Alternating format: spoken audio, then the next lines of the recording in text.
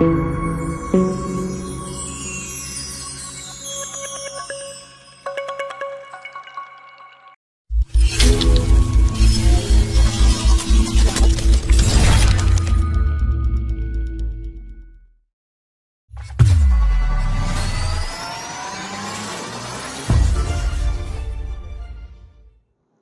علیکم، میں ہوں اقبال جعفری۔ ہمارے ساتھ آج ایسی علم و ادب کی شخصیت، قداور شخصیت موجود ہیں جو پاکستان کے معروف مصنف ہیں، انجینئر ہیں، صحافی ہیں، شاعر ہیں، محقق ہیں، مورخ ہیں۔ پاکستان اردو لغت بورڈ کے مدیر اعلیٰ ہیں، کوئز سوسائٹی انٹرنیشنل کے صدر ہیں، اور ریڈیو ٹیلی ویژن سے وابستہ رہے ہیں اور بہت سی کتابوں کے خالق ہیں۔ تو ہمارے ساتھ ہیں محترم ڈاکٹر عقیل جعفری صاحب۔ السلام علیکم۔ وعلیکم السلام۔ ڈاکٹر صاحب کیسے ہیں آپ؟ جی اللہ کا شکر ہے۔ ڈاکٹر صاحب یہ بتائیے گا کہ پاکستان کرونیکل آپ نے انسائکلوپیڈیا لکھا اور وہ بڑی معرکۃ الآراء کتاب ہے آپ کی، دستاویز ہے، جو قیام پاکستان سے لے کے اور 2011 شاید 2011 تک کا اس میں 18 تک کا سارا اس میں جو ہے واقعات، اہم واقعات، تو یہ کیسے ممکن ہوا؟ یہ تو بڑا مشکل کام تھا۔ بس یہ میں ٹیلی ویژن وغیرہ کے لیے لکھتا تھا اسکرپٹس، تو اس زمانے میں ایک کتاب میری نظر سے گزری، میں نے اس کی پوری داستان لکھی ہے اپنی کتاب میں کہ کیسے خیال آیا، تو وہ تھی chronicle of the 20th century. تو اس سے مجھے ایک انسپریشن ملی اور میں نے یہ سوچا کہ مجھے پاکستان کے تعلق سے ایسا کوئی کام کرنا چاہیے جس میں چھوٹے چھوٹے پیراگرافس میں اور چھوٹے چھوٹے مطلب چھوٹے چھوٹے جو ہم وہ کہتے ہیں نا کیپسولز کی شکل میں پاکستان کے واقعات کو بیان کریں، اور پکٹوریل ہو، باتصویر ہو۔ تو یہ کام تقریباً 20 سال میں میرا مکمل ہوا۔ جو اس کا پہلا ایڈیشن آیا تھا 2010 تک کا، پھر اس کے بعد 2011 تک دوسرا ایڈیشن آیا، پھر 2018 تک تیسرا ایڈیشن آیا، اور اب 2023 تک کا چوتھا ایڈیشن اس وقت پریس میں ہے۔ تو یہ بس اس طرح سے کرتا گیا میں اس کو، سمجھ لیجیے روزانہ جیسے آپ ایک ایک کنکر ڈالتے جائیں کسی تالاب میں تو ایک دن وہ تالاب بڑھ جاتا ہے، تو اس طرح سے بس وہ آہستہ آہستہ آہستہ میں کرتا گیا۔ اب اس میں یہ تھا کہ نہ صرف تاریخ تھی پاکستان کی، سیاسی تاریخ، بلکہ اس میں پاکستانی ادب بھی پورا شامل ہے، پاکستانی کھیلوں کی تاریخ بھی ہے، ٹیلی ویژن کی، فلم کی، ریڈیو کی، ان سارے شعبوں کی مکمل تاریخ اس میں شامل ہے۔ فنون لطیفہ کے تمام شعبے ہیں اس میں، مثلا مصوری ہے، مثلا موسیقی ہے۔ تو وہ سارے پہلو ہوتا یہ تھا کہ جو اب تک اس سے پہلے بھی لوگوں نے کرونالوجی مرتب کی تھی پاکستان کی، لیکن ایک تو یہ کہ وہ یک سطری ہوتے تھے واقعات، کہ جی انہوں نے لکھا کہ فلاں تاریخ کو پاکستان نے ورلڈ کپ جیت لیا کرکٹ کا یا ہاکی کا، تو اس میں تفصیل نہیں ہوتی تھی کہ کہاں منعقد ہوا، کس کے خلاف فائنل کھیلا، کس طرح سے آپ نے وہ میچ جیتا۔ اس میں میری کتاب میں ہر واقعے کی تفصیل موجود ہے، اور وہ تفصیل بھی جو ہے نا بہت ہی اختصار کے ساتھ ہے، یعنی تصویر کے ساتھ، اختصار کے ساتھ، یعنی بہت بریف ہے وہ، اور ایسی ہے کہ لوگ پڑھنے میں اس سے اکتائیں بھی نہیں، اور تھوڑے سے مطلب الفاظ میں یا تھوڑے چند پیراگرافس میں مکمل تاریخ مل جائے کسی بھی واقعے کی۔ اور پھر جو پاکستان کی مشہور شخصیات درمیان میں جن کا انتقال ہوتا رہا یا جنہوں نے کوئی اچیومنٹ کی، ان کے حالات زندگی بھی اس میں شامل ہوتے گئے۔ تو اس طرح سے یہ کتاب جو ہے وہ ماہ بہ ماہ آگے بڑھتی ہے۔ اگست 47 سے شروع کی کتاب، پھر ستمبر 47، پھر اکتوبر 47، اس طرح سے ہوتے ہوتے اب یہ اس وقت سے جو کتاب آ رہی ہے مارکیٹ میں وہ آئے گی اپریل 2023 تک۔ ہم نے مکمل کیا وہ کام، یعنی یہ مئی میں ہم بیٹھے ہوئے، مئی کے مہینے میں، اور اپریل تک کا میں نے کام کمپوز بھی ہو گیا ہے، تصویریں بھی اس میں جہاں جہاں شامل کرنی تھی وہ بھی ہو گئی ہیں کام۔ اب آج کل اس کے اشاریے پہ کام ہو رہا ہے، اشاریہ بھی تیار کر لیا میں نے، بس وہ اشاریہ جو ہے کمپوزنگ ہو رہی ہے اس کی۔ تو یہ انشاءاللہ 1-2 مہینے میں یہ نیا ایڈیشن بھی آ جائے گا۔ اچھا، آپ پروفیشنلی انجینئرنگ کی آپ نے اور ڈگری لی اور پھر ایک دم صحافت کی طرف مڑ گئے؟ اس میں اصل میں دیکھیے بنیادی بات یہ تھی کہ میرا جو شروع سے جھکاؤ تھا وہ صحافت کی طرف ہی تھا، اور میں انٹر کر کے کراچی یونیورسٹی میں داخلہ لینا چاہتا تھا صحافت کے شعبے میں، جسے ہم ماس کمیونیکیشن یا میڈیا سائنس کہتے ہیں۔ تو لیکن یہ کہ جیسے ہوتا ہے ہمارے یہاں ایک سماجی دباؤ ہوتا ہے اور گھر کا پریشر ہوتا ہے کہ نہیں وہ بچہ اچھا ہے پڑھنے میں، میری فرسٹ ڈویژن تھی انٹر میں بھی، میٹرک میں بھی پوزیشن ہولڈر تھا میں، تو یہ تھا کہ اس کو تو انجینئرنگ میں یا ڈاکٹری میں جانا چاہیے۔ تو وہ پھر انجینئرنگ کی طرف میرا، انجینئرنگ بھی نہیں کی میں نے بلکہ آرکیٹیکچر کیا ہے۔ وہ آرکیٹیکٹس جتنے بھی ہوتے ہیں ان کو اگر انجینئر کہا جائے تو وہ برا مانتے ہیں، اس لیے میں آپ سے کہہ رہا ہوں کہ انجینئرنگ ایک الگ فیلڈ ہے، اور آرکیٹیکچر میں چونکہ ڈیزائننگ شامل ہے اور بہت ہی کریٹو شعبہ ہے وہ۔ بالکل، لیکن میں نے ایسا نہیں ہے کہ آرکیٹیکچر نہیں کی ہے، پریکٹس نہیں کی، میں نے آرکیٹیکچر کی پریکٹس بھی کی، میں نے اس کی جاب بھی کی، اور پھر میرا داؤد انجینئرنگ کالج میں بطور لیکچرر اپوائنٹمنٹ ہو گیا۔ میں نے 8 سال وہاں پہ پڑھایا آرکیٹیکچر۔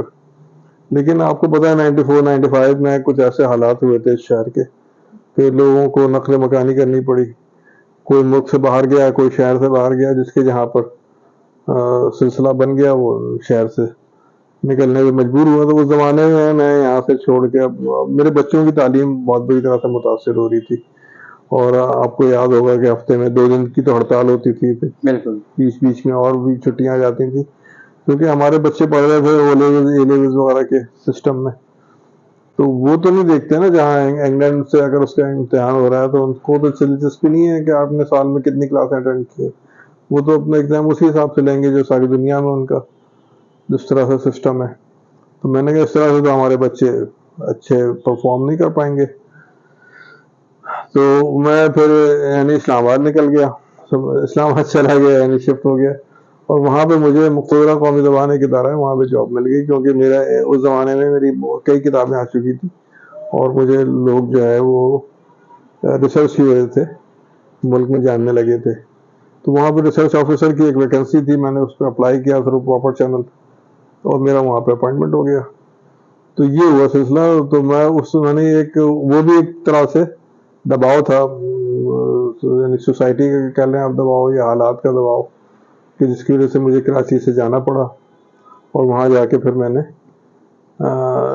اس کی جاب مقتدرہ قومی زبان میں نے جاب کی، اور پھر اس کے ساتھ ہی اس طرح پھر یہ کہ اچھا پھر میں 2004 میں واپس آ گیا کراچی اسلام آباد۔ اچھا وہ اس کا بھی سبب بچوں کی تعلیم تھی، کیونکہ ایک میری بچی کا داخلہ یہاں پہ IBA میں ہو گیا تھا، تو اس کو بھی ظاہر گھر کی سہولت چاہیے تھی کہ وہ روزانہ جانا آنا، ہاسٹل ہے نہیں ان کا،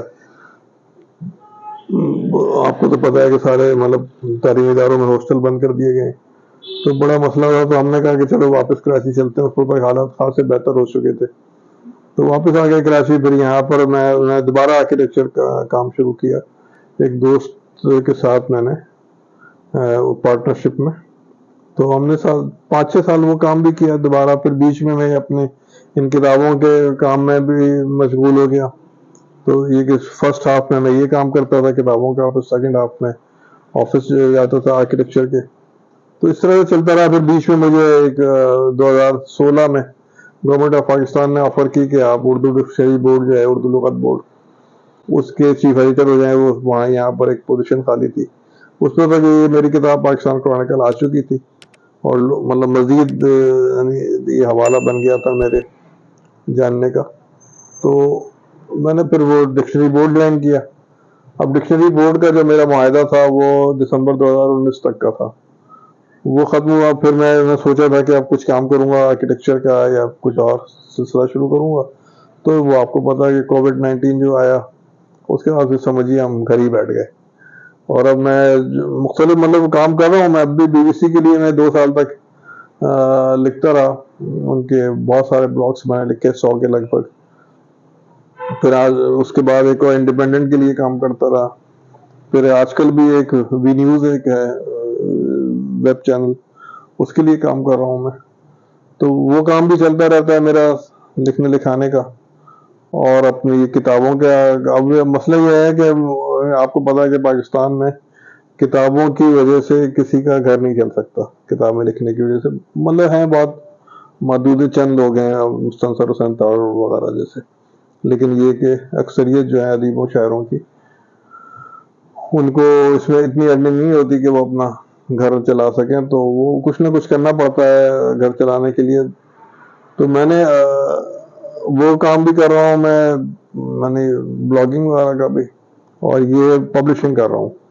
یہ نیو پاکستان کرونیکل جو ہے وہ میں نے خود چھاپی ہے. اس کے بعد جو پرانی کتابوں کے نئے ایڈیشنز تھے وہ بھی میں نے خود چھاپے. پھر اس دوران میں 2010 سے لے کے اب تک 2023 تک 15-20 کتابیں میری اور آئیں، وہ بھی میں نے خود ہی کمپوز کی، خود ہی پروف ریڈنگ کروائی، اس کی خود ہی ٹائٹل بنوائے، اس کے خود ہی چھپوائیں. تو بیچ میں پھر میں نے ایک پی ایچ ڈی بھی کر لیا، یعنی ایک داخلہ لیا ہوا تھا میں نے کافی عرصے سے، لیکن وہ تھیسس جمع نہیں ہو پا رہا تھا. تو یہ جب کووڈ-19 کا وہ دور آیا تو اس سے میں نے فائدہ اٹھایا اور میں نے اپنا تھیسس مکمل کر کے جمع کروا دیا، کیونکہ وہ اس اسٹیج پہ میرا پہنچ چکا تھا کہ مجھے تھیسس جمع کروانا تھا. اس سے پہلے کا جو مرحلے ہوتے ہیں کورس ورک وغیرہ کے اور کنورژن وغیرہ کے، وہ سب ہو چکے تھے.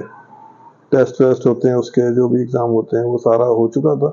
اب مجھے صرف یہ کہا گیا تھا کہ آپ فلاں تاریخ تک اپنا تھیسس جمع کرا دیں گے تو ہم اسے شامل کر لیں گے. پھر اس کے بعد بھی ایک مرحلے ہوتے ہیں کہ اس کا وائوا ہوتا ہے، اس کے اور چیزیں ہوتی ہیں.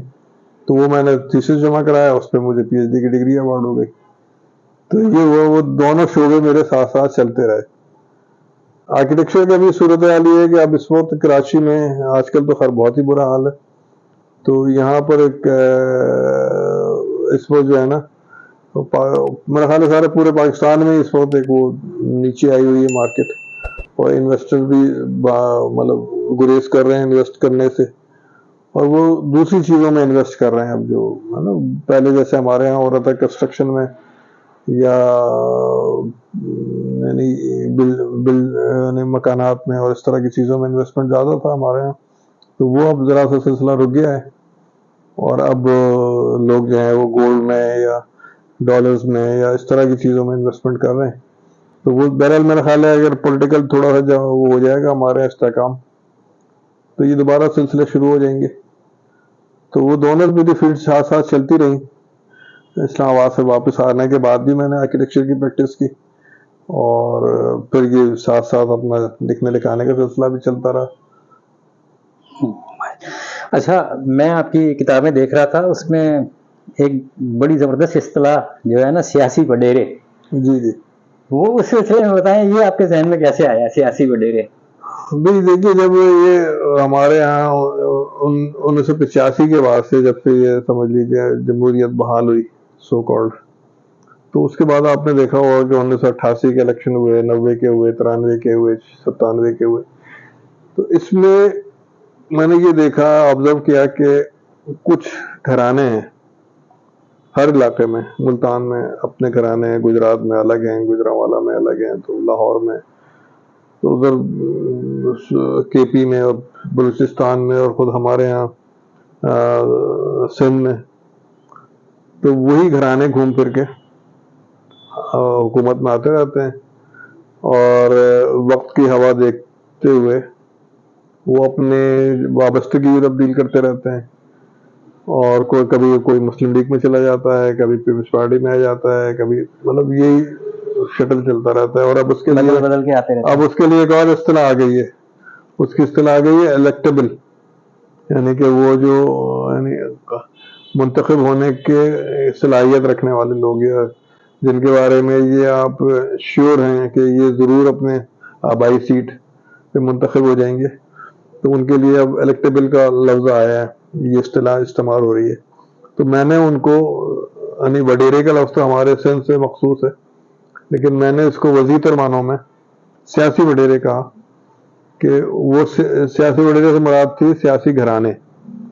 تو یہ جب پہلا ایڈیشن آیا تھا اس کا 93 میں، تو اس وقت میں نے اس میں 82 گھرانوں کا 81 گھرانوں کے حالات لکھے تھے.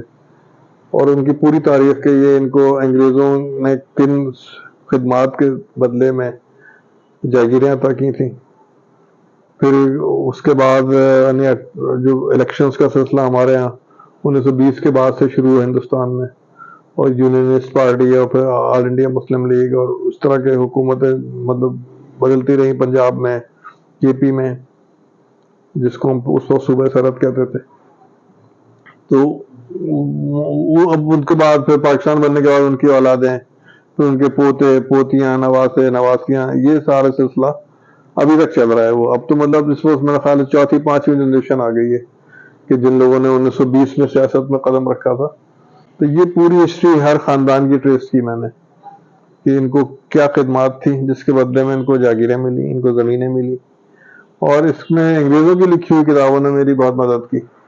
جیسے پنجاب چیف سے ایک کتاب تھی, بہت ہی کمال کی کتاب ہے وہ, اور وہ انگریز جو ہے وہ ہر تھوڑے عرصے کے بعد اس کا نیا ایڈیشن لاتے تھے, اور اس میں یہی ہوتا تھا کہ کس خاندان میں اب کون کون لوگ جو ہیں وہ موجود ہیں اور سیاست میں حصہ لے رہے ہیں. تو انگریزوں نے اس موضوع پہ کام کیا, لیکن ظاہر ان کا اینگل یہ نہیں تھا جو ہم نے اینگل اختیار کیا. ان کا تو یہ تھا کہ بھائی یہ گھرانہ ہے اور اب اس میں یہ بچے آئے ہیں, ان کی یہ نام ہے, اور ان کو وہ نام دیکھ کر اس کتاب میں ان بچوں کو ایچ ایس این کالج میں یا چیفز کالج جسے ہم کہتے تھے اس میں داخلہ ملا کرتا تھا کہ اس میں نام ہے آپ کا کہ نہیں ہے. تو یہ انگریزوں نے سب سے پہلے جو اس نوعیت کی کتاب آئی تھی وہ غالباً وہ شاید 19ویں صدی میں ہی آ گئی تھی, 1800 کچھ میں اواخر میں. پھر اس کے بعد اس کے ایڈیشنز آتے رہے اور آخری ایڈیشن اس کا 1938-39 میں آیا. تو ان کتابوں سے مجھے بہت مدد ملی. سندھ میں بھی اسی نوعیت کا کچھ کام ہوا تھا, اس سے مدد ملی. بلوچستان میں بھی سیاسی خاندانوں پر کتابیں موجود تھیں, اور گزیٹیئرز جو تھے ان کے انگریزوں کے مرتب کیے ہوئے, ان گزیٹیئرز سے بہت مدد ملی, اور اس سے پھر میں نے اپنے ڈیٹا کو ٹیلی بھی کیا اور اس کو اپڈیٹ بھی کیا. آپ کی کتاب ہے سردار جعفری کے حوالے سے, جو اپنے موضوع کی ایک مستند حوالہ بھی ہے, اس سلسلے میں بتائیں, کیونکہ وہ کتاب مجھے اویلیبل نہیں ہوئی, میں اسے پڑھنا چاہ رہا تھا. اچھا, وہ کتاب جو ہے ہمارے علی سردار جعفری, جیسا کہ آپ کو پتا ہے ہمارے اعزہ میں بھی تھے, اور میرے والد کے خالہ زاد بھائی تھے, اور بلرامپور سے ہمارا بھی تعلق ہے, اور وہیں بلرامپور میں وہ بھی پیدا ہوئے تھے. میرے والد کی بھی پیدائش بلرامپور کی تھی, اور تقریباً ایک سال کا ان کا عمر میں فرق تھا. میرے والد 1 سال بڑے تھے ان سے, سردار جعفری سے. تو ان کی یعنی ایک طرح سے تعلیم جو ہے وہ جو بلرامپور میں ہوئی اور بلرامپور سے باہر جو ہوئی, وہ تقریباً ایک ہی زمانہ تھا اور ایک ہی دور تھا جس میں, تو وہ بہت یعنی قربت تھی ایک دوسرے سے. پھر اس کے بعد سردار جعفری سے بمبئی شفٹ ہو گئے تھے, اور وہاں پہ پھر انہوں نے ترقی پسند مصنفین جوائن کی, اور اس کے بعد شعر و شاعری کا جو ان کا سلسلہ تھا وہ رہا, اور وہ بہت بڑے مطلب اکابر میں شمار ہوتے ہیں ترقی پسند تحریک کے اور اردو ادب کے. تو میرے اچھا بچپن سے ہم جو نام گھر میں سنتے آ رہے تھے کہ اپنے خاندان کے جو نمایاں لوگ ہیں, تو ان میں سردار جعفری صاحب کا نام اور سید محمد جعفری کا نام, یہ دو نام سر فہرست تھے. اور بھی ہمارے خاندان میں کافی لوگ ہیں کہ جو ادب سے وابستہ رہے ہیں. تو سردار جعفری صاحب کا نام چونکہ بالکل ٹاپ آف دا لسٹ تھا, تو بچپن سے ہمارے کانوں میں یہ نام پڑتا رہا. پھر مجھے ملنے کا اتفاق بھی ہوا, وہ کراچی آئے مشاعرے پڑھنے کے لیے, تو میں نے ان کو بطور سامع بھی سنا, ان سے ملنے بھی گیا, ان کو بطور چھوٹی چھوٹی نشستوں میں بھی ان کے ساتھ رہا میں. اور پھر ایک جو آخری دفعہ جب وہ آئے تھے 1999 میں, تو جو شہر قائد کا مشاعرہ ہوتا ہے بہت بڑا, تو یہ مشاعرہ میں نے ان کے ساتھ بھی پڑھا, اور جس کی میں نے ان سے پھر ذکر بھی کیا کہ مجھے بڑی تمنا تھی کہ کبھی ایسا بھی موقع ہے کہ میں آپ کے ساتھ کسی مشاعرے میں پڑھوں. تو وہ ایک ان سے انسیت اور ایک قربت اور بہت محبت کا تعلق تھا. ظاہر والد صاحب کا بھی ذکر بیچ میں آتا تھا, تو بڑی محبت سے ذکر کرتے تھے. تو یہ تھا کہ پاکستان میں علی سردار جعفری صاحب کے بارے میں کوئی اتنا بڑا کام ہوا نہیں ہے کہ جس کے وہ اہل تھے اور مستحق تھے, اور جو ان کا کیلیبر تھا. ایک پاکستان سے ایک رسالہ ہے افکار, اس نے ایک زمانے میں ایک نمبر چھاپا تھا سردار جعفری. اس کے علاوہ پاکستان میں ان کی کچھ کتابیں تو دوبارہ چھپی ہیں، جیسے لکھنؤ کی 5 راتیں ہیں یا اور سرخ لکیر اور 2-4 اور شعری مجموعے ان کے. لیکن اس طرح سے ایک جم کر کام ہونا یا جیسے ان کے اوپر کوئی پی ایچ ڈی کا تھیسس ہو، وہ اس طرح کا کام نہیں ہوا تھا. تو میں نے پھر یہ اس کام کا بیڑا اٹھایا اور یہ سوچا کہ ان کی زندگی کے مختلف پہلو جو ہیں ان کو الگ الگ چیپٹرز کی ہم شکل دیں. تو ظاہر پہلا جو چیپٹر تھا اس میں وہ ان کی سوانحی تھا، ان کی اپنی ایک کتاب ہے لکھنؤ کی 5 راتیں، اس سے بہت مدد ملی. پھر ان کے بارے میں کچھ خاندان کے لوگوں نے بھی مضامین لکھے ہوئے ہیں، ان کی بہنوں نے بھی ایک کتاب لکھی، ستارہ ہماری پھپھو جو تھیں اور رباب پھپھو، سردار جعفری بہنوں کی نظر میں. اور اس طرح سے اور بانجے بھتیجیوں نے کچھ چیزیں لکھی تھیں، وہ ایک چیپٹر وہ ہو گیا، ایک گوشہ وہ ہو گیا. پھر ان کی نثر کے بارے میں، پھر ان کی شاعری کے بارے میں، اور اس طرح سے ان کی زندگی کو میں نے تقسیم کیا. اور ایک آخری چیپٹر اس میں بہت دلچسپ ہے کہ جو ان کی بیوی کے بارے میں، سلطانہ جعفری جو تھی، اور ان کے بارے میں بھی لوگ کم جانتے ہیں ان کو، اور سردار جعفری کو سردار جعفری بنانے میں ان کا بہت بڑا حصہ ہے. تو ان کے بارے میں ایک جاوید صدیقی کا بہت خوبصورت خاکہ تھا، وہ مجھے ملا. پھر کچھ مجھے خطوط ملے جو سردار جعفری صاحب نے جیل سے لکھے تھے ان کو، اپنی اہلیہ کو، تو وہ خطوط بھی شامل کیے اس میں. تو اس طرح سے ان کی زندگی کا میں نے کہا کہ یہ سلطانہ جعفری میں کوئی الگ سے کام نہ انڈیا میں ہوا ہے نہ پاکستان میں ہونے کا کوئی امکان تھا، تو اس لیے ایک چیپٹر سلطانہ جعفری بھی بنا لیا ہم نے، شامل کر لیا. تو اس طرح سے وہ کتاب 700-800 صفحے کی تیار ہو گئی. لیکن وہ اتنی یعنی تیزی سے ختم ہوئی ہے، مجھے حیرانی ہوئی کہ میں سمجھ رہا تھا کہ یار ہندوستان کے تناظر میں لوگ دیکھیں گے شخصیت کو تو شاید پاکستان میں اس کا وہ ریسپانس نہ ہو. لیکن اللہ کا شکر ہے میری جتنی بھی کتابیں ہیں وہ ایک آدھ کتاب کے علاوہ سب کتابیں بہت تیزی سے مطلب سیل ہوتی ہیں، اور بہت تیزی سے لوگ اس کو خریدتے ہیں، پڑھتے ہیں، ڈسکس کرتے ہیں، ان پر لکھتے ہیں. یعنی اب یہ جو پاکستان کرونیکل تھا اس پر تقریباً 18 لوگوں نے اس پہ کالم لکھے ہیں اخبارات میں، اور یہاں سے لے کے یعنی اخبارات جنگ اور ایکسپریس اور دنیا اور کون سا اخبار ہے جس میں اس پہ کالم نہیں آیا، یہاں سے لے کے بی بی سی تک اور دوسرے سب جگہ پر اس کے بارے میں چیزیں چھپی اور اس پہ ریویو آئے. اور اسی طرح سے سیاسی وڈیرے جب آئی تھی تو اس پر بھی بہت کالمز وغیرہ لکھے گئے تھے. تو اس طرح سے مطلب ان کتابوں کی پذیرائی چلتی رہی. ڈان وغیرہ میں، نیوز میں، سب میں ان سب چیزوں کو بہت یعنی ہائی لائٹ کیا گیا اور بہت زیادہ ان کتابوں کو انکریج کیا گیا. تو اس طرح سے یہ سلسلے چلتے رہے. اور بھی میری تو تقریباً 34-35 کتابیں ہو گئی ہیں جو میں نے اردو لغت بورڈ وغیرہ میں کام کیا. وہ انشاءاللہ آئندہ شاعری کے علاوہ شاعری میں تو ایک ہی مجموعہ ہے، کیونکہ ہم ایک نشست میں تو سارا ڈسکس نہیں کر سکیں گے.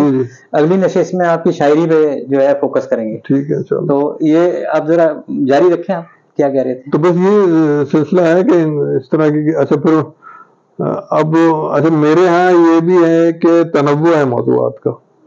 میں ایک جیسے تاریخ میں یا ادب میں محدود نہیں رہا، اللہ کا شکر ہے. مثلا میرا جو پی ایچ ڈی کا تھیسس تھا وہ بھی لوگ بڑے حیران ہوئے کہ اس موضوع پر آپ نے پی ایچ ڈی کیا ہے. وہ پاکستان کی اردو فلم انڈسٹری بھی. اور اسی دورانیے میں میری ایک کتاب آئی سوسوانی کا فن. اب وہ سوسوانی ہمارے آپ کو پتا ہے کہ ایک مجلس کا ایک حصہ ہے، جسے مطلب لوگ تکبیر مجلس کہتے ہیں، یعنی کہ مجلس سے پہلے جو اذان دی جائے لازم جز ہے، وہ سوسوانی ہے. لیکن یہ کہ لوگ ہمارے یہاں اس کو وہ اہمیت نہیں دیتے جس کی وہ متقاضی ہے، وہ سوسوانی. اور لوگ باہر کھڑے رہتے ہیں، یا یہ کہ مجلس میں مدعو بھی کرتے ہیں تو ایسے کہتے ہیں کہ مثلا مولانا صاحب 9 بجے ہوں گے، 8:30 بجے ہم سوسوانی شروع کریں گے، آپ 9 بجے تک آ جائیے گا. قبلہ جو ہے وہ 9 بجے بیٹھیں گے، تو کیا مطلب ہے سوسوانی 8:30 بجے سوسوانی شروع ہوگی تو کیا وہ مجلس کا حصہ نہیں ہے؟ بالکل ایسے ہم لوگ مدعو کرتے ہیں مجلس میں، بلکہ سوسوانی تو مکمل مجلس ہے. تو وہی تو اچھا. اور سوسخوان جو ہے وہ جیسے کہا جاتا ہے نا کہ وہ مجلس بنا کے دیتا ہے. بالکل. وہ سوچ پڑتا ہے کس ہستی کے بارے میں، حضرت علی اکبر کے بارے میں، حضرت علی اصغر کے بارے میں، امام حسین کے، جناب زینب، جو مطلب وہاں سے پھر وہ اس کو ایک فضا بنتی ہے اس مجلس کی، اور وہاں سے جو اچھا ہمارا خطیب ہوتا ہے، اچھا مقرر ہوتا ہے، وہ اس کو کیری آن کرتا ہے اور پھر وہ مصائب تک جا کے اس کو منسلک کرتا ہے. تو یعنی یہ جو اس کو ہم کہتے ہیں نا کہ یہ تقدیر مجلس ہے، جیسے اذان جو ہے وہ نماز کا حصہ ہے، بالکل اسی طرح سے سوسخانی جو ہے وہ ہماری مجلس کا ایک لازمی حصہ ہے. تو میں نے یہ دیکھا کہ ایک تو یہ تو ایک بات ہو گئی نا کہ سوسخانی کو میں نے کس اینگل سے دیکھا، لیکن میں نے یہ دیکھا کہ سوسخانی میں مختلف راگ راگنیاں ہیں، اور دلچسپی ہوئی مجھے، کچھ موسیقی سے بھی شغف تھا سننے کی حد تک. تو مجھے اچھا لگتا تھا نا کہ کوئی اچھے مطلب راگوں میں پڑھا جا رہا ہے سوز، تو کانوں کو بھلا لگتا تھا. ایسے نوحوں میں بھی یہی ہوتا ہے. تو اس پر تھوڑی سی دلچسپی، پھر میری دوستی تھی بہت زیادہ، یعنی کلوزنس سے جعفر شہید سے، تو اس کے ساتھ اٹھنا بیٹھنا، اس سے ڈسکس کرتا تھا میں ان چیزوں کو، ان سے پوچھتا تھا. پھر ان کی ایک آدھ کتاب بھی آئی اسلام کے صوتی علوم، اس میں نے بھی ہاتھ بٹایا کچھ ان کا. تو وہاں سے پھر مجھے انسپریشن ملی کہ اس موضوع پہ کام کرنا چاہیے. اس موضوع پہ کوئی جم کر کام نہیں ہوا کہ سوسخانی کی ہسٹری کیا ہے، یہ کس طرح سے ہمارے ہاں، یعنی ہم کہہ رہے ہیں نا حیدرآباد دکن سے یا لکھنؤ سے یا ادھر راجپوتانہ وغیرہ سے، راجستھان سے یہ سوسخانی آئی ہے. تو اس کی پوری ہسٹری ہونی چاہیے، کون لوگ تھے، پھر کن راگوں میں اس کو ڈھالا گیا. پہلے ہمارے خطیب جو تھے وہ خود جو ہے اس وقت تک مجلس میں قدم نہیں رکھتے تھے کہ جب تک سوسخانی جاری رہتی تھی. وہ کہتے تھے کہ یہ راگ راگنیاں ہیں. پھر ان کو احساس دلایا یعنی سوسخانوں نے کہ نہیں، یہ راگ راگنیاں نہیں ہیں، ہم نے ان راگوں کا انتخاب کیا ہے کہ جو اس میں غم کی فضا ہوتی ہے، جس میں خوشی کی فضا ہو، وہ ہم ان راگوں میں سوسخانی نہیں کرتے. آپ آگے بیٹھے تو صحیح، اگر آپ کو مصائب، آپ کو گریہ نہ آئے تو آپ بے شک اٹھ جائیے گا. تو اس طرح سے لوگوں کو انہوں نے متاثر کیا. پھر ہمارے خطیبوں نے اس کو بہت اس کی سرپرستی کی. مثلا علامہ رشید ترابی صاحب تھے، یا عقیل غروی صاحب کو سے بھی ایک دو دفعہ میرے ڈسکشن کا موقع ملا اس موضوع پہ. پھر اپنے شہنشاہ نقوی صاحب تو خود سوسخانی کرتے رہے، ان کے والد بہت بڑے سوسخوان ہیں صحت کے. تو انہوں نے مجھے بتایا کہ میں تو بطور بازو اپنے والد کے ساتھ سوسخانی کرتا تھا، حاطف الوری صاحب. تو وہ یعنی اب ہمارے خطیبوں نے بھی اس کی اہمیت کو سمجھا اور خود بھی یعنی اس کو انکریج کیا، بلکہ اس پہ پڑھا. اور کراچی کی جو انجمن سوسخوانان ہیں، آپ سن کر حیران ہوں گے کہ یہ علامہ رشید ترابی نے بنوائی تھی، 1949-48 میں بنی ہے وہ. تو اس کو قائم کرنے والے لوگوں میں علامہ رشید ترابی صاحب کا نام تھا. اور علامہ رشید ترابی نے 1940 کی دہائی میں حیدرآباد دکن سے ایک کتاب چھپی تھی سوسخانوں کے حالات پر، تو اس کا پیش رفت لکھا تھا. ہمارے خطیبوں نے بھی اس کی سرپرستی کی. اور یہ بھی کہا جاتا ہے کہ ایک سوسخان جو ہے نا وہ نوحہ خان تو ہو سکتا ہے، لیکن ضروری نہیں ہے کہ ایک اچھا نوحہ خان جو ہے وہ سوسخانی بھی کر سکے. یعنی اتنا مشکل فن ہے یہ. پھر میں نے اس کے اندر مختلف چیزیں دیکھی کہ اس میں مختلف علاقوں کی جو سوسخانی ہے، مثلا آگرے کی سوسخانی کچھ اور ہے، راجستھان کی کچھ اور ہے، لکھنؤ کی کچھ اور ہے، پنجاب کی کچھ اور ہے. تو ان میں کیا فرق ہے، کس طرح سے کوئی اکیلا پڑھتا، کہیں اکیلا پڑھا جاتا ہے، کہیں 3 لوگ مل کے پڑھتے ہیں. جو اچھا پھر اس میں یہ بازو کیا چیز ہے، آس کیا چیز ہے، تکیہ کیا چیز ہے، ہر چیز پہ میں نے ایک چیپٹر اس میں قائم کیا اور ہر چیپٹر میں اس کو ڈسکس کیا کہ وہ ایک چھوٹا سا یعنی ایک مقالہ سا بن گیا اور اس کو بڑی پذیرائی ملی. اس کے 2 ایڈیشن آئے اور پہلے ایڈیشن کو اس پہ وہ جو ہماری ایک ادارہ ہے وہاں سے اس کو ایوارڈ بھی ملا. تو میرے لیے بڑی خوش قسمتی کی بات تھی کہ ایک ایسے موضوع پہ جو مطلب جو میری فیلڈ نہیں تھا، اصل میں سوسخان تو میں ہوں نہیں، لیکن صرف سننے کے سے مجھے اتنی انسپریشن ملی اور کہ میں نے اس کی باقاعدہ ریسرچ کی اور اس پر لکھا. تو پھر یہاں اس پر بھی بہت ریویوز آئے، ویسے خاص طور سے سوشل میڈیا پہ اس پر بہت ریویو آئے. اور اس میں ریویو کرنے والوں میں افتخار عارف جیسے نام شامل تھے جنہوں نے پھر ان کی آرا میں نے اگلی آثار و افکار اکیڈمی اس ادارے کا نام ہے جس نے اس کو ایوارڈ دیا تھا بیسٹ بک کا، اور وہ علامہ شہنشاہ نقوی صاحب کے ہاتھوں سے مجھے وہ ایوارڈ ملا. تو اس طرح کی مولا کی طرف سے بھی پھر ظاہر ان سب چیزوں کی پذیرائی ہوتی ہے، اور ہم تو یہی سمجھتے ہیں کہ ہم نے تو جو بھی ہمارے اندر کیا صلاحیت ہے، جو ہوتا ہے وہ اسی طرف سے اشارہ ہوتا ہے اور اسی طرف سے حکم ہوتا ہے، تو ہم کچھ ٹوٹا پھوٹا کر لیتے ہیں کام. اچھا، میں ایک سوال میرے ذہن میں تھا، وہ ہم بچپن سے اپنے اسکول کے زمانے سے پڑھتے ہیں کہ پاکستان نام جو ہے وہ چودھری رحمت علی نے رکھا، لیکن ایک ریسرچ میں نے آپ کی دیکھی، تو اس کے بارے میں ذرا بتائیں کہ وہ آپ. دیکھیے، چودھری رحمت علی کا پہلے تو میں کلیئر کر دوں گا کہ مسئلہ کیا ہے. چودھری رحمت علی نے ایک پمفلٹ جاری کیا تھا 1933 میں، اس میں انہوں نے تجویز پیش کی تھی کہ ہندوستان کے ان صوبوں کو ملا کر ایک مملکت بنائی جائے اور اس کا نام پاکستان رکھا جائے. پاکستان آئی نہیں تھا اس میں، پاکستان رکھا جائے. اور پھر انہوں نے اس کی توجہ کی تھی کہ پی سے جو ہے پنجاب ہے، اور اے سے افغان ہے، اور کے سے کشمیر ہے وغیرہ وغیرہ، ایس سے سندھ تھا، اور تان سے بلوچستان. تو اس میں بھی بنگلہ دیش کا یا بنگال کا ذکر نہیں تھا، بھی نہیں تھا اس کے اندر. تو بہرحال ان کا یہ کنٹریبیوشن تو ہے کہ انہوں نے ایک آزاد مملکت کا مطالبے کے ساتھ ساتھ اس کا ایک نام تجویز کیا جو پاکستان یا پاکستان، جو بھی اب اس تلفظ کہیں، وہ انہوں نے، یہ ان کا کنٹریبیوشن ہے اور اس کو مانتے ہیں ہم، اور ماننا چاہیے. لیکن اس سے پہلے 1928 میں، اب سوال یہ ہے کہ کیا یہ لفظ ان کی تخلیق تھا یا انہوں نے ایک آزاد مملکت کے لیے تجویز کیا تھا؟ تو اس کا جواب یہی ہے کہ یہ انہوں نے ایک آزاد مملکت کے لیے تجویز کیا تھا، ان کی تخلیق نہیں تھا یہ لفظ.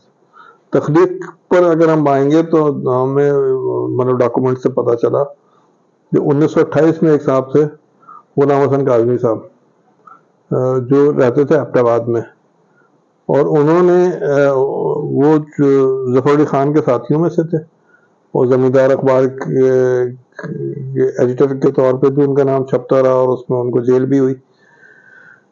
تو انہوں نے 1928 میں ایک اپلیکیشن داخل کی کہ میں ایبٹ آباد سے ایک ہفتہ روزہ نکالنا چاہتا ہوں جس کا نام پاکستان. انہوں نے تجویز کیا کہ یہ نام میں نے سوچا ہے.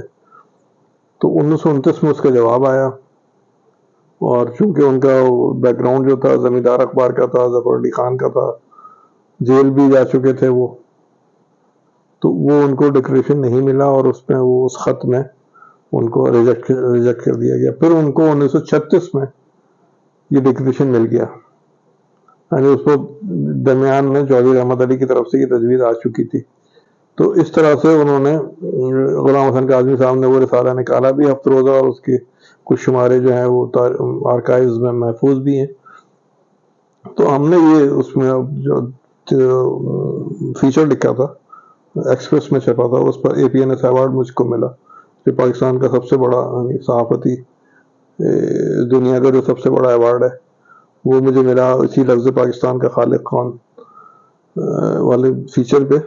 تو اس میں میں نے یہ بات پروف کی کہ سب سے پہلے یہ لفظ جو ہے وہ غلام حسن کاظمی صاحب نے کوائن کیا اور انہوں نے استعمال کیا. وہ ٹھیک ہے ان کو ڈکلیریشن نہیں مل سکا، لیکن یہ چیز آن ریکارڈ ہے کہ انہوں نے یہ خط لکھا تھا اور وہاں سے اس کا یہ جواب آیا تھا.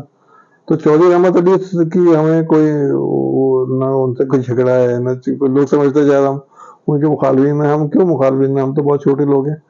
چودھری رحمت علی وغیرہ تو بڑے لوگ تھے، تو ظاہر ہے ان سے کوئی ایسی بات نہیں، صرف ایک تاریخ کا ایک گوشہ جو ہے کہہ لیں یا ایک زاویہ جو ہے اس کو درست کرنا ہے کہ یہ لفظ کوائن انہوں نے کیا تھا غلام حسن کاظمی صاحب نے. اچھا، ہو سکتا ہے ہمیں کل کوئی اور چیز ایسی ملے جو اس میں ہمیں پتہ چلا کہ نہیں، ان سے بھی پہلے فلاں صاحب نے اس لفظ کو استعمال کیا، یا چودھری رحمت علی نے 1915 میں بھی مثلاً یہ لفظ استعمال کیا. جیسے ایک کسی نے مجھے لکھا بھی ہے فیس بک وغیرہ پہ کہ اس سے پہلے تو چودھری رحمت علی فلاں سن میں بھی یہ لفظ استعمال کر چکے. تو میں نے ان سے کہا کہ اس کا پروف دے دیجئے، ہم ان کو مان لیں گے، ہمارا تو کوئی جھگڑا نہیں ہے کسی سے. ہم تو بس یہ بتانا چاہ رہے ہیں کہ سب سے پہلے کس نے استعمال کیا. تو یہ تھا اس کا. تو وہ اس کو بہت مقبولیت ہوئی اس لفظ کو، اس پہ ٹی وی پروگرامز بھی ہوئے، اس میں حامد میر نے بھی پروگرام کیا، اس کو انڈیا میں بھی ایون ایک آدھ اخبار نے میرے فیچر کو ریپروڈیوس کیا، ڈان میں اس پہ بلاگ آیا. تو وہ اور پھر APNS ایوارڈ ملا تو وہ اس سے اور ہائی لائٹ ہو گیا وہ فیچر میرا. اور پھر ان کے بیٹے سے بھی ملنے میں گیا. وہ رہتے ہیں مظفر آباد میں, غلام حسن کاظمی صاحب کے بیٹے, حضور احمد کاظمی نام ہے ان کا. تو ان سے بھی ملاقات ہوئی. پھر وہ مجھے اپنے والد کی خبر پہ بھی لے کے گئے, اور وہاں پہ فاتحہ خوانی کی. غلام حسن کاظمی صاحب بھی وہیں پر مظفر آباد کے پاس ایک مقام ہے کوئی, وہاں پر دفن ہے. تو ان کے مزار پہ بھی حاضری دی ہم نے. تو اس طرح سے اس موضوع سے ایک دلچسپی ہوئی اور اس موضوع پہ کام کیا ماشاءاللہ. اور جس کو ابھی تک تو ظاہر ہے کوئی اس کے مخالفت, بس وہی ہے کہ ایک گروپ ہے جو چودھری رحمت علی کو بہت پسند کرتا ہے اور وہ کہتا ہے ان کے ساتھ زیادتی ہوئی ہے, اور وہ یہ کہتے ہیں کہ شاید میں چودھری رحمت علی کا مخالف ہوں. حالانکہ میں نے اپنے فیچر کے اینڈ میں بھی یہ بات لکھی ہے کہ چودھری رحمت علی صاحب سے یہ کریڈٹ کوئی نہیں چھین سکتا کہ سب سے پہلے انہوں نے یہ لفظ ایک آزاد مملکت کے لیے تجویز کیا. اور ہم اس ظاہر ہے میں کیا مطلب سبھی مانتے ہیں اس کو, لیکن لوگ سمجھتے ہیں شاید میں کوئی ان کا مخالف ہوں. میں مخالف نہیں ہوں, یہ میں آن ریکارڈ کہہ رہا ہوں کہ یہ بس یہ کہ سب سے پہلے کس نے کوائن کیا, میرا موضوع مسئلہ یہ تھا. تو اس لیے یہ ہے اصل میں اس مقدمہ کا جو اس لفظ کے بارے میں جو ریسرچ ہے وہ یہ ہے. اچھا, آخر میں ڈاکٹر صاحب آپ کا بہت شکریہ, آپ نے اپنے قیمتی وقت میں سے ہمیں ٹائم دیا. آپ کے کئی پہلو ابھی تشنا رہ گئے. انشاءاللہ ہم اگلے پروگرام میں آپ سے آپ کی شاعری کے متعلق جو ہے وہ گفتگو کریں گے. تو آپ کا ایک دفعہ پھر میں شکریہ ادا کرتا ہوں کہ آپ نے اپنا قیمتی وقت ہمیں دیا. اور ناظرین, اسی کے ساتھ یہاں ہم اسے ختم کرتے ہیں اس پروگرام کو, اور اس کے اگلے ایپیسوڈ میں ہم جو ہے ڈاکٹر صاحب کی تمام شاعری اور اس سے متعلق معلومات جو ہے آپ کو فراہم کریں گے انشاءاللہ. تب تک کے لیے اجازت دیجیے. اللہ حافظ.